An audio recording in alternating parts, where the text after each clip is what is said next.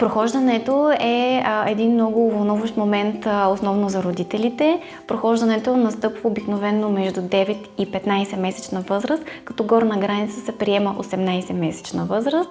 Преди да проходят, децата паузят, но това не е строго задължително.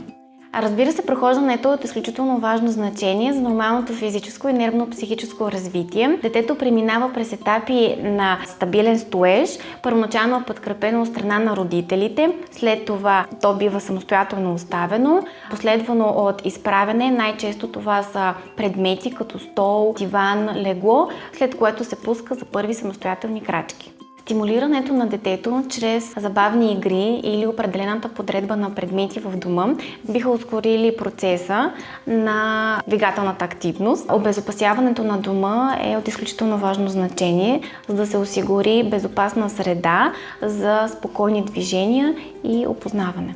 Един от най-често задаваните въпроси по време на детска консултация – дали могат децата да използват проходилки, колани, бънджита или друг вид помощни средства за придвижване. Истината е, че според последните препоръки, проходилки не се препоръчват, поради това, че има неправилна координация на движение, основно на крачетата.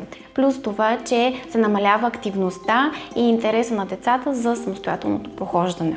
Препоръчва се носенето на свободни дрехи, които да осигурят свободни движения на детето, за да може то да се чувства комфортно.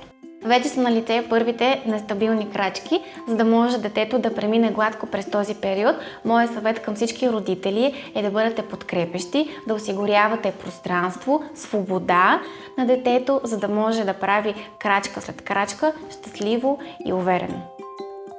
Съветите на Памперс. За да се движи вашето бебе свободно, изберете подходяща пелена. Прилягаща към тялото и супер попиваща. Нежна към кожата, дерматологично тествана и без алергени. Гарантираща комфорт и защита срещу протичане.